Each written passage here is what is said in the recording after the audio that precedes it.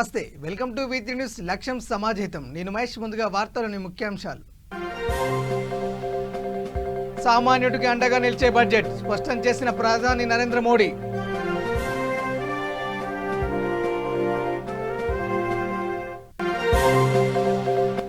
Budget కేటాయింపుల్లో ప్రజా ఆరోగ్యానికి అధిక ప్రాధాన్యత 5 బడ్జెట్లో సమానమని పేర్కొన్న కేంద్ర ఆర్థిక మంత్రి నిర్మలా సీతారామన్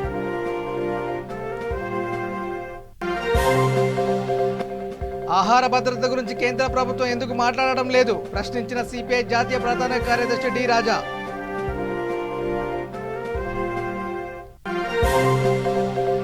సిరిసిల్ల జిల్లా కేంద్రంలో కార్పొరేట్ స్కూల్ తలదన్నేలా జిల్లా పరిషత్ ఉన్నత పాఠశాల ప్రారంభించిన మంత్రి కేటీఆర్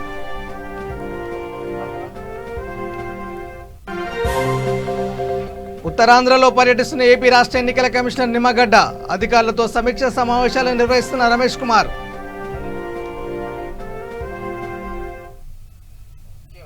ఇక డీటెయిల్ చూస్తే కేంద్ర ఆర్థిక మంత్రి నిర్మలా సీతారామన్ పార్లమెంటులో ప్రవేశపెట్టిన వార్షిక బడ్జెట్ 2021పై ప్రధాని నరేంద్ర మోడీ స్పందించారు. అన్ని వర్గాల వారిని సంతృప్తిపరిచే విధంగా బడ్జెట్ ఉందని కితాబునిచ్చారు. సంక్షేమానికి పట్టం కట్టిన బడ్జెట్ అని పేర్కొన్నారు. మౌలిక వసతులకు ఇందులో పెద్దపీట వేశామని చెప్పారు. పారదర్శకతతో కూడిన బడ్జెట్ ప్రవేశపెట్టామని దేశాన్ని సర్వతోముఖాభివృద్ధి బాటలో నడిపిస్తుందని నమ్మకం వ్యక్తం చేశారు. ఈ బడ్జెట్తో తమిళనాడు, కేరళ, పశ్చిమ బెంగాల్ వంటి తీర ప్రాంతాలు రాష్ట్రాలు శక్తి కేంద్రాలుగా మారతాయని అన్నారు. అన్నింటికి మించి ఇది సామాన్యుడికి అండగా నిలిచే బడ్జెట్ అని స్పష్టం చేశారు. అభివృద్ధితో పాటే ఉద్యోగ కల్పనకు చేయూతనిస్తుందని వివరించారు. ఈ బడ్జెట్ను ప్రధానంగా రైతులు, గ్రామీణ ప్రాంతాల వారిని దృష్టిలో ఉంచుకొని రూపొందించినట్లు మోడీ తెలిపారు. వ్యవసాయ మార్కెట్ల బలోపేతానికి చర్యలు తీసుకున్నామని, ఆరోగ్య రంగం బలోపేతం దిశగా బడ్జెట్లో నిధులు కేటాయించామని వెల్లడించారు.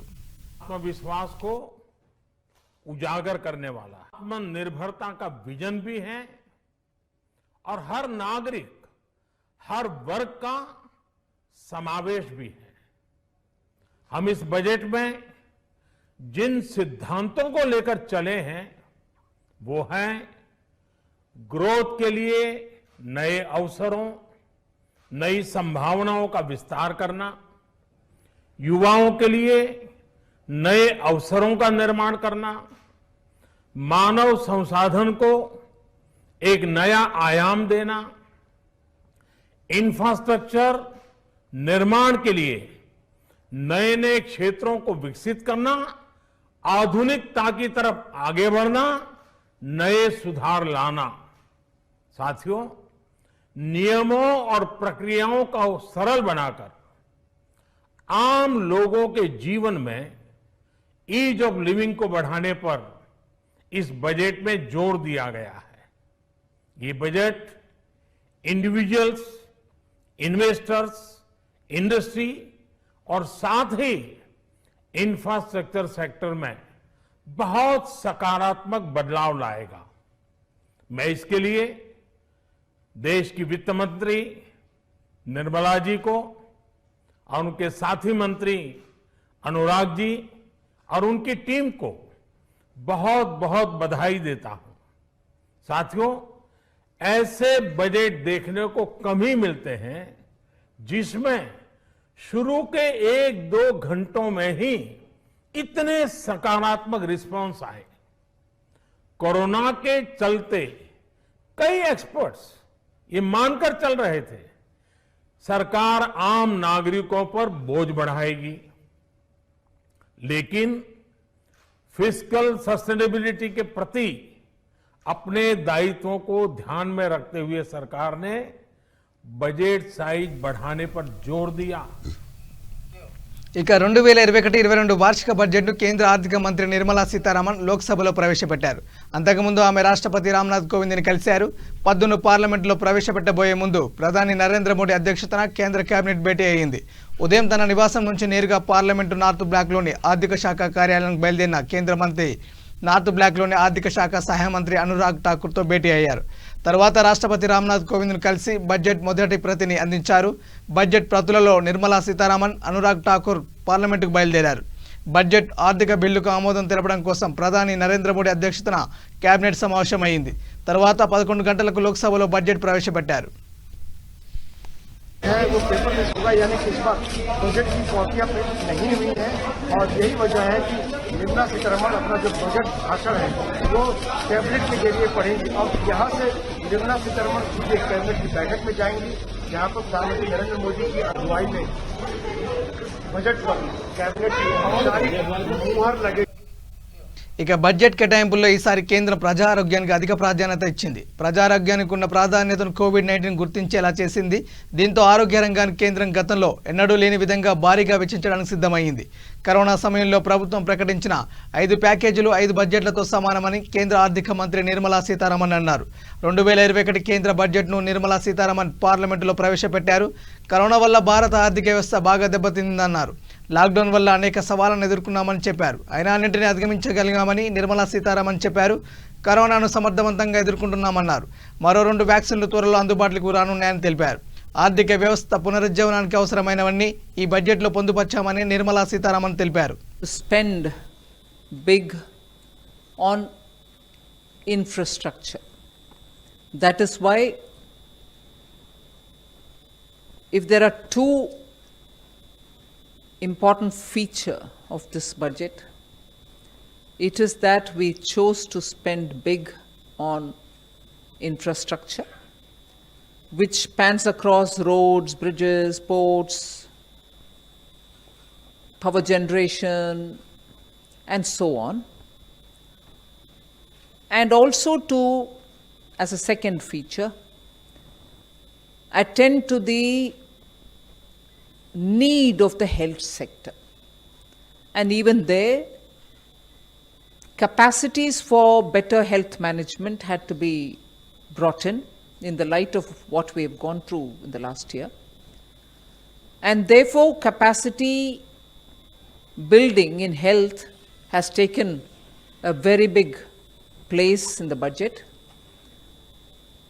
I've just given a probably just a feeler on what capacities we are talking about, whether it is establishing of labs, whether it is establishing of National Institute of Virology, or whether it is looking at the blocks where you need critical care centers, or whether you're looking at testing labs. Let's just remind ourselves that when the lockdown happened, we had probably just a few, 2, if I'm right, 2 or 3 testing labs in this country. During the lockdown, that number was increased to a couple of hundred. Now, therefore, one of the things that we've aimed here is testing labs, Institute of Virology, aspirational districts having better health care. So, infrastructure spend for health has gone down to the level of planning for the block level requirements, aspirational district level requirements, state level requirements, and national institute level requirements. So 2 feature when I said are, one in general spending on infrastructure, for which there is a 37% increase in Atmanirbhar గురించి మాట్లాడిన నిర్మలా సీతారామన్ ఆహార భద్రత గురించి ఎందుకు మాట్లాడడం లేదని CPI జాతీయ ప్రధాన కార్యదర్శి డి రాజా ప్రశ్నించారు. మోడీ సర్కార్ ప్రతిదీ ప్రైవేట్ పరం చేస్తుందని మండిపడ్డారు. కార్పొరేట్ వాళ్లకు తాకట్టు పెట్టడమేనా గవర్నమెంట్ పని అని విరుచుకుపడ్డారు. బడ్జెట్ కార్పొరేట్లకు అనుకూలంగా ఉందని విమర్శించారు. అంతర్జాతీయ పెట్టుబడిదారులకు అనుకూలంగా ఉందని, పేదల వ్యతిరేక బడ్జెట్ అని తెలిపారు. Must be to defeat BJP and its allies, not to allow BJP to have any foothold in these states. Accordingly, the electoral tactical line must be evolved. As far as Kerala is concerned, we are part of LDF. Now, after Jose K. Mani joined LDF, LDF really has gained strength. And in the last local body elections, and I challenge Mr. Amit Shah, what is going to happen in Kerala? Wait and see. Because the last local body elections after Hyderabad, LDF won and LDF made huge victory. This is number one. In Tamil Nadu and Puducherry, we are working in a combine under the leadership of DMK. Under the leadership, I mean, that is the largest political party in Tamil Nadu and Puducherry. The left parties are working with the left forces in this historic fight. Because when I said this is an historic fight, India needs to be saved. Indian constitution needs to be saved. Indian democracy is to be saved. If we want to save our nation, if we want to save our constitution and democracy, we will have to defeat BJP RSS combined. And we will have to liberate our republic.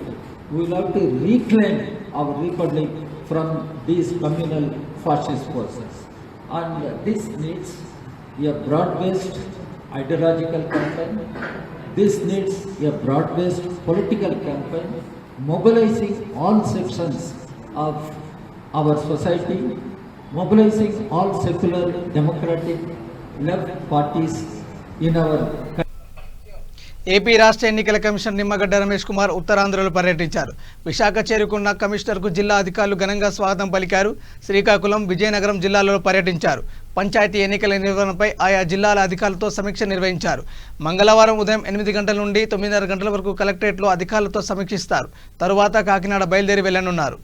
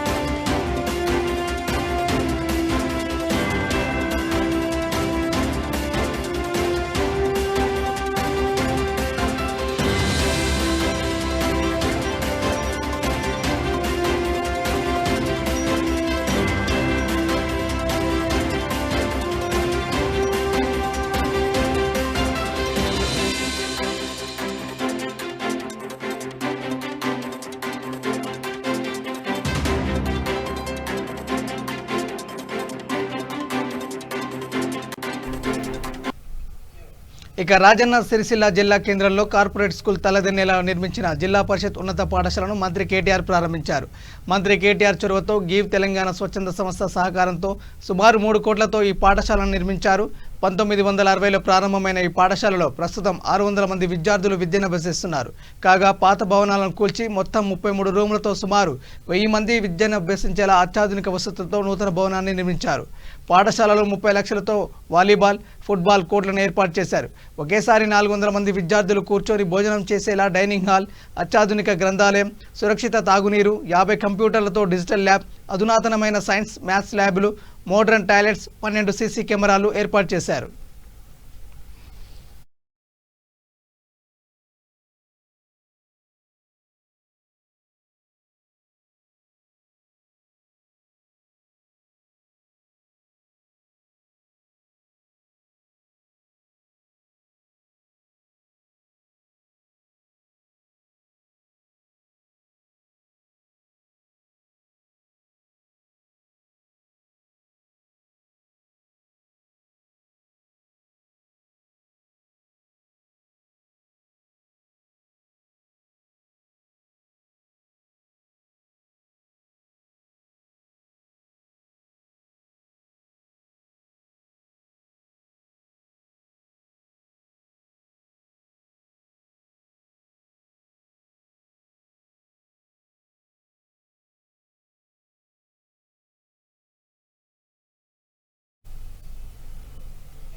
Andhra Odisha సరిహద్దుల్లో మావోయిస్టులకు పోలీసులకు మధ్య ఎదురుకాల్పులు జరిగాయి. ఈ సంఘటనలో గుర్తు తెలియని Maoist మృతి చెందగా మావోయిస్టులకు చెందిన 15 కిట్ బ్యాగులను పోలీసులు స్వాధీనం చేసుకున్నారు. ఈ సందర్భంగా ఒడిశా డీఐజీ రాజేష్ పండిట్ మాట్లాడుతూ ఏఓబీ అటవీ ప్రాంతంలో మావోయిస్టుల సంచారంపై పోలీసులకు అందించిన ఖచ్చితమైన సమాచారం ఆధారంగా డీవీఎఫ్ మరియు ఎస్ఓజీ బలగాలు గాలింపు చర్యలు నిర్వహించారని తెలిపారు. పోలీసుల కదలికలు గమనించిన మావోయిస్టులు కాల్పులు ప్రారంభించినట్లు డీఐజీ తెలిపారు. దీంతో ఇరు వర్గాలు సుమారు 45 నిమిషాల పాటు కాల్పులు జరిపారన్నారు. కాల్పులు మావోయిస్టుల వైపు నుంచి నిలిచిపోవడంతో పోలీసులు ఆ ప్రాంతాన్ని గాలించగా ఒక గుర్తు తెలియని మావోయిస్టు మృతదేహం లభించిందని తెలిపారు. మావోయిస్టుల హింసను వీడనాడి జనజీవన స్రవంతిలో కలవాలని, వారికి ఆదుకోవడానికి సిద్ధంగా ఉన్నామని, తప్పించుకున్న మావోయిస్టుల కోసం గాలింపు చర్యలు నిర్వహిస్తున్నామని డీఐజీ తెలిపారు.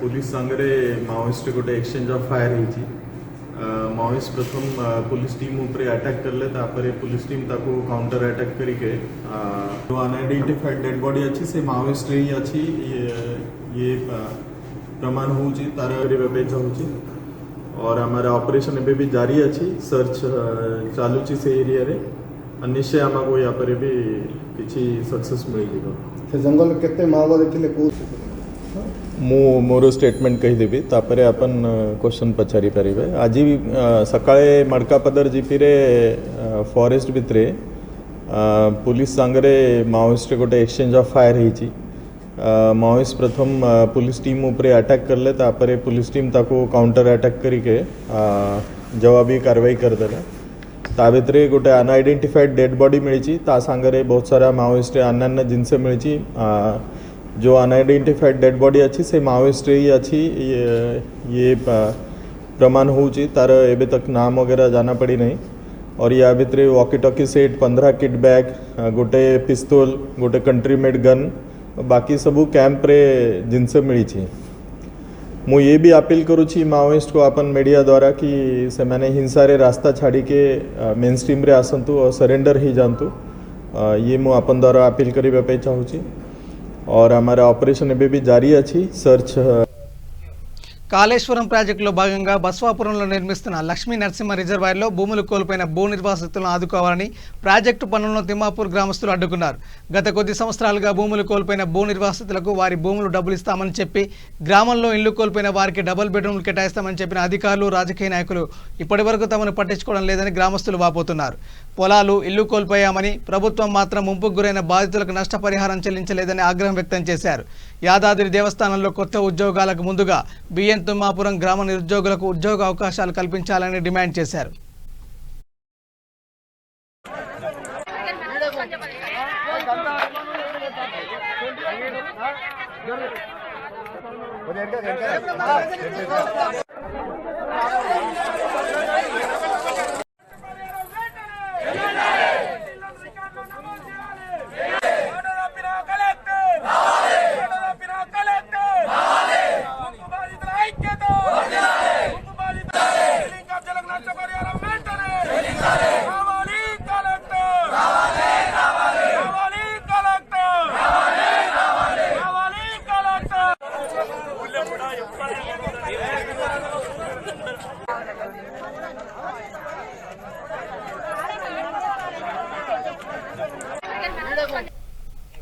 రేపు జరగనున్న సారస్వత ఎన్నికలకు కట్టుదిట్టమైన ఏర్పాట్లు చేసినట్లు కృష్ణా జిల్లా ఎస్పీ ఎన్ రవీంద్రబాబు తెలిపారు.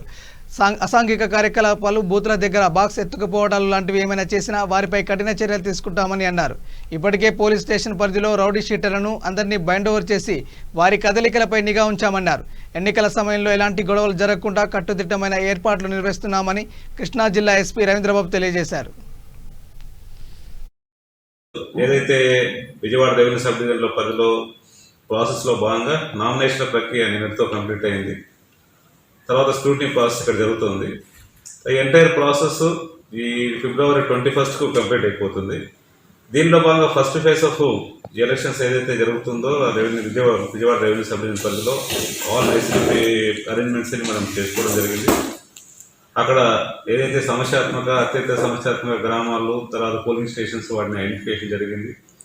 బైండింగ్ ఓవర్ ఎవరైతే రౌడీ షీటర్స్ కావచ్చు, ఇన్స్టిట్యూషనల్ పర్సన్స్, తర్వాత పొలిటికల్ ట్రబుల్ మాంగర్స్, వాళ్ళందరికీ సోఫార్ జిల్లాలో 2619 మందిని మనం ఇప్పుడు బైండ్ ఓవర్ చేశాము. విత్ రిగార్డ్ టు ఇక సమస్యాత్మక గ్రామాల ఐడెంటిఫికేషన్ విషయానికి వస్తే రెవెన్యూ వాళ్ళతో కూడా మనం కోఆర్డినేట్ చేసుకొని ఓవరాల్గా ఇప్పుడు జిల్లాలో జరగబోతున్న ఎలక్షన్ 816 గ్రామ పంచాయతీల్లో జరుగుతోంది. అలానే ఓవరాల్గా ఈ పోలింగ్ స్టేషన్ లొకేషన్స్ వచ్చేటప్పటికి 1827 లొకేషన్స్ ఉన్నాయి.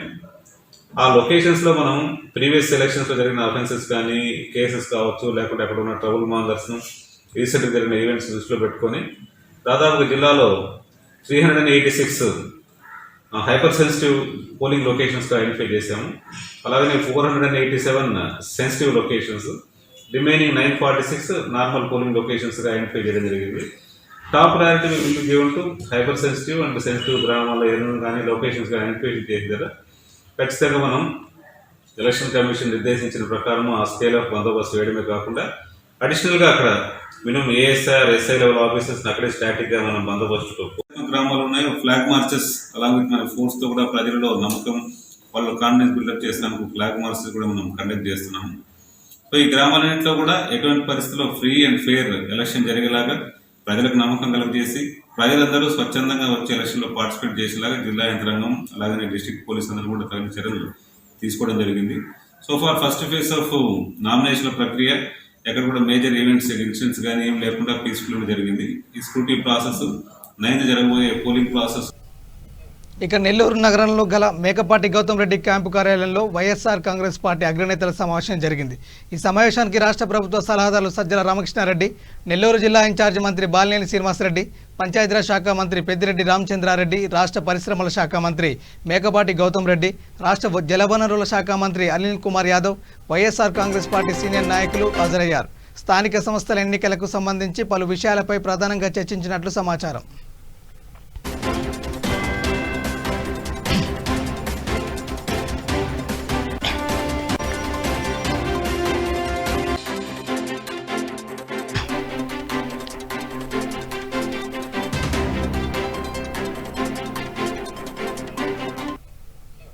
కేంద్ర ప్రభుత్వం పార్లమెంటులో ప్రవేశపెట్టిన బడ్జెట్ సామాన్య మధ్యతరగతి ప్రజలపై భారాలు వేస్తూ అంబానీ అదానీలకు రాయితీలు ఇచ్చే విధంగా బడ్జెట్ ఉందని సిఐటి ఆధ్వర్యంలో తూర్పుగోదావరి జిల్లా కలెక్టర్ కార్యాలయం వద్ద నిరసన వ్యక్తం చేస్తూ ధర్నా నిర్వహించారు.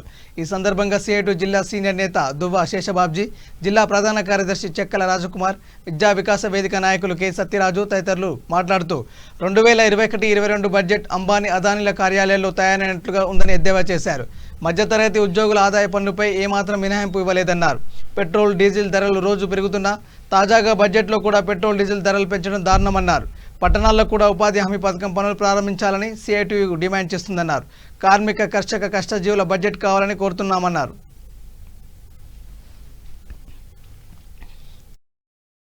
ఉపయోగించండి. మొబైల్స్ ధరలు పెంచారు. లెదర్ బ్యాగ్స్, బెల్ట్, పర్సులు, లెదర్ గూడ్స్, అన్ని సరుకుల ధరలు కూడా పెంచారు అనమాట. అంటే ఒక మిడిల్ క్లాస్ వాళ్ళు ఉపయోగించేటివి అన్నీ కూడా ధరలు పెంచుకుంటూ వెళ్ళిపోయారు. ఈనాటి నుంచో ఇన్కమ్ ట్యాక్స్ పెంపు స్లాబు అది పెంచాలని చెప్పి మధ్యతరగతి ఉద్యోగులు కోరుతున్నారు. ఏ మార్పు లేదు. ఇప్పుడు మీకు ఇన్కమ్ ట్యాక్స్ పక్కాగా కట్టేది ఎవరు? ఉద్యోగులే. ఎందుకంటే వాళ్ళ జీతం పక్కాగా బ్యాంక్కి వెళ్తుంది కాబట్టి, తెలుస్తుంది కాబట్టి. పారిశ్రామికవేత్తలు, వాణిజ్యవేత్తల్లో 199% మంది ఇన్కమ్ ట్యాక్స్ ఎగ్గొడతారు. వేతన జీవుల్ని తీవ్ర నిరాశకు గురి చేసినటువంటి బడ్జెట్గా ఇవాళ 2021 బడ్జెట్ కేంద్రం ప్రవేశపెట్టిన బడ్జెట్ మిగిలిపోతా ఉంది. నిర్మలా సీతారామన్ గారు ఏమాత్రమూ భారతదేశ ప్రజల అవసరాలను దృష్టిలో పెట్టుకుని ఈ బడ్జెట్ రూపొందించినట్టు కనపడటం లేదు. కార్పొరేట్ యొక్క ప్రయోజనాలు తప్పితే సాధారణ ప్రజలు కానీ, కార్మికుల ప్రయోజనాలు కానీ ఎటువంటి దృష్టి దీని మీద పెట్టలేనటువంటిది వాళ్ళకి ఇచ్చిన కేటాయింపులు చెప్తా ఉన్నాయి. గత సంవత్సరం కంటే ఇప్పుడు 30,000 కోట్లు మాత్రమే బడ్జెట్ అదనంగా కేటాయించారు. అంటే ఏంటి? దీంట్లో 1,30,000 కోట్ల ఆరోగ్య రంగానికి పెంచామని చెప్పుకున్న దాంతో కలుపుకున్నా కానీ 30,000 కోట్లే గత సంవత్సరం కంటే అదనంగా ఈ సంవత్సరం పెంచినటువంటి పరిస్థితి ఉంది. ఆ మేరకు ఇతర డిపార్ట్మెంట్ల ఖర్చులు కూడా తగ్గించేశారు అనేటువంటిది అర్థమవుతా ఉంది. పేదరిక నిర్మూలనకి ఏమాత్రము చూపించలేదు, శ్రద్ధ చూపించడం. బులెటిన్ ముగించే ముందు హెడ్లైన్స్ మరోసారి. సామాన్యుడికి అండగా నిలిచే బడ్జెట్ స్పష్టం చేసిన ప్రధాని నరేంద్ర మోడీ.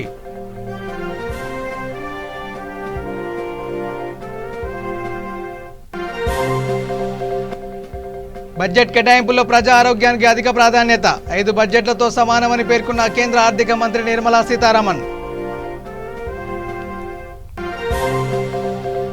ఆహార భద్రత గురించి కేంద్ర ప్రభుత్వం ఎందుకు మాట్లాడడం లేదు ప్రశ్నించిన సిపిఐ జాతీయ ప్రధాన కార్యదర్శి డి రాజా.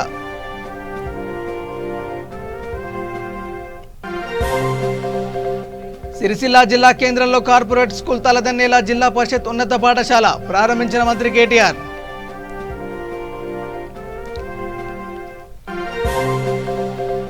ఉత్తరాంధ్రలో పర్యటిస్తున్న ఏపీ రాష్ట్ర ఎన్నికల కమిషనర్ నిమ్మగడ్డ అధికారులతో సమీక్ష సమావేశాలు నిర్వహిస్తున్న రమేష్ కుమార్.